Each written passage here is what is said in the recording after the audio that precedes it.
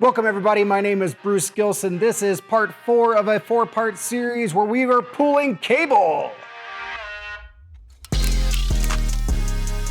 Well, in today's video, we are actually going to watch a video together as I talk through some work that I was doing on a job site in Ohio. That's right, I was in Ohio, and we're gonna do this one time and one time only. Everybody get ready. O-H-I-O, that's right. Now, I am not a Buckeye, but my parents both are, so shout out to mom and dad. If you are a Buckeye, get out. No, I'm just kidding.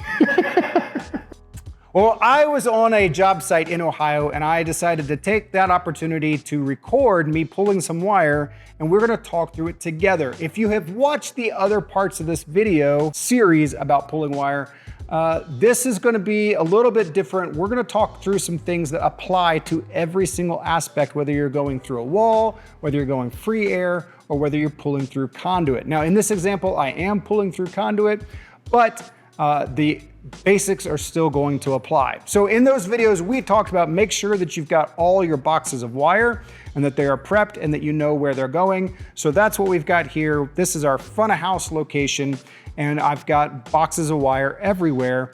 I've got my tools, and now guess what I'm doing? I'm showing you that I am labeled the box to what the cable is labeled, so that when I pull the wire, I know, oh, at the other end, I've got to put spare 14 on that wire once it comes out.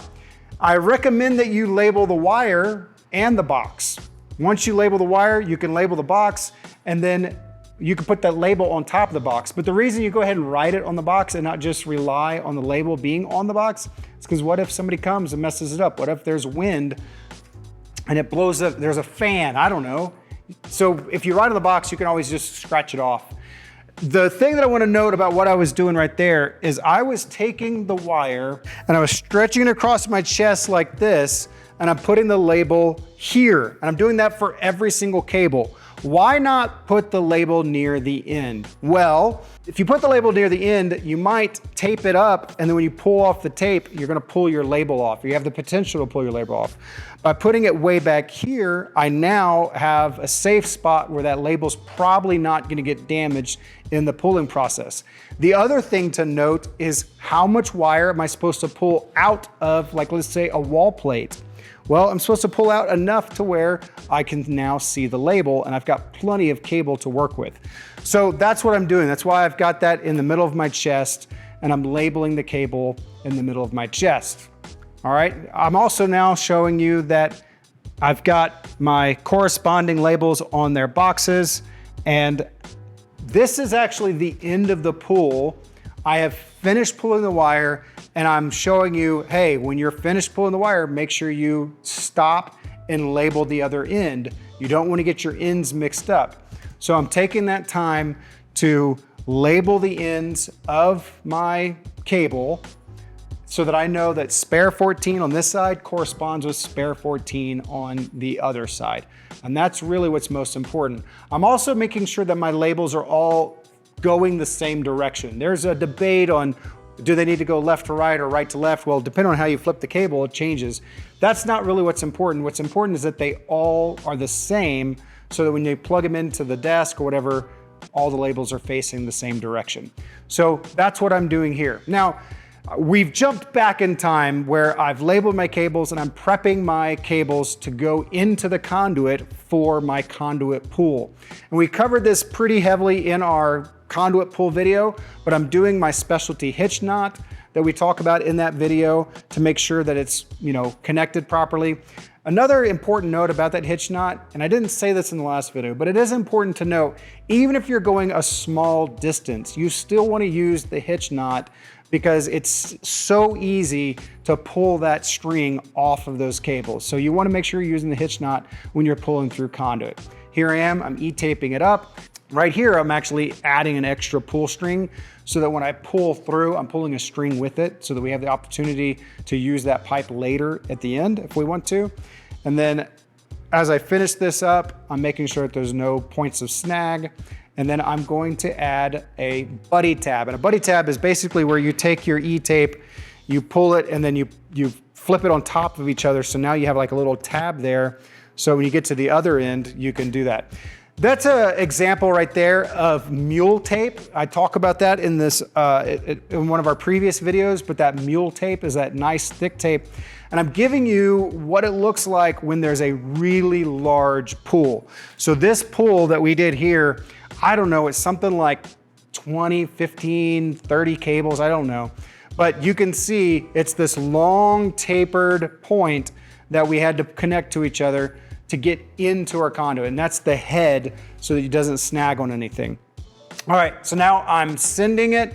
And because I'm the person on this side, I'm making sure that it's a nice, easy, snag-free environment so that I can push all that cable into the conduit as the guy on the other end is spending all the energy to try to pull the cable. So that's what's really important on this side. One method I'm using is I'm going straight up and I'm going straight down so that there's no coils in the process. You can see here the first thing I'm gonna do is I'm gonna cut my pull string and then I'm gonna attach my pull string to the conduit so that it doesn't accidentally get pulled out and then I lose my pull string. So the first thing I'm doing, cutting my pull string, and I'm securing it to the conduit. And then I would go back and I would start labeling the cables. Now, we already showed you how to label the cables, so we're gonna jump to a place where the guy is pulling the wire. And this is movie magic because I'm the same person. I was at one end feeding the wire and now I'm on this end and I'm pulling wire. It's crazy. Did you see that? Did you see that there was a little bitty double tug there? That is my communication method with the other person of me saying, hey, I'm ready to pull. You can see double tug and then it goes back. That's the other person pulling back saying, yep, I'm ready to send it. And then now I know I can start pulling that wire and I'm not gonna be wasting a ton of energy. I'm also pulling in the direction of the pipe, which is really important. I'm not pulling out at a 90 degree where I'm causing a bunch of friction. I'm pulling straight up, which is the direction of the pipe, so it's as easy as possible. The next thing I'm gonna do is I'm gonna make sure I pull out as much wire as I'm going to need to dress everything properly in this location. In this example, we have a predetermined amount of wire I need to have pulled off. And I'm using my wingspan to understand how much wire I'm pulling. My wingspan is basically 6 feet. And so I'm counting the number of 6-foot segments so I can go 6, 12, 18, 24, 30, 36 until I have the correct amount of wire. And then once I have the correct amount of wire, then I can begin to coil it. And I'm gonna E-tape it so that it's in a bundle and it stays nice and safe. You don't wanna act like you're finished and then you don't pull enough wire and then later when you go to clean your rack, you don't have enough wire to work with. Right here, I'm showing an example of you might have a really long pull where you gotta pull out a lot. And so you might have to figure out what's the best way to get all pulled out. And then you can see there, we're about to go through these series of tape locations.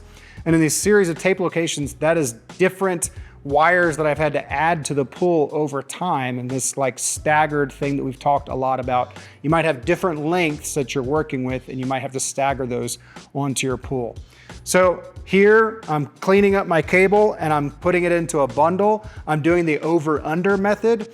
The over-under method is where you wrap your cable in such a way that it can easily uncoil without creating knots. So I'm doing the over-under method, and then I've got my E-tape and I'm going to E-tape my bundles.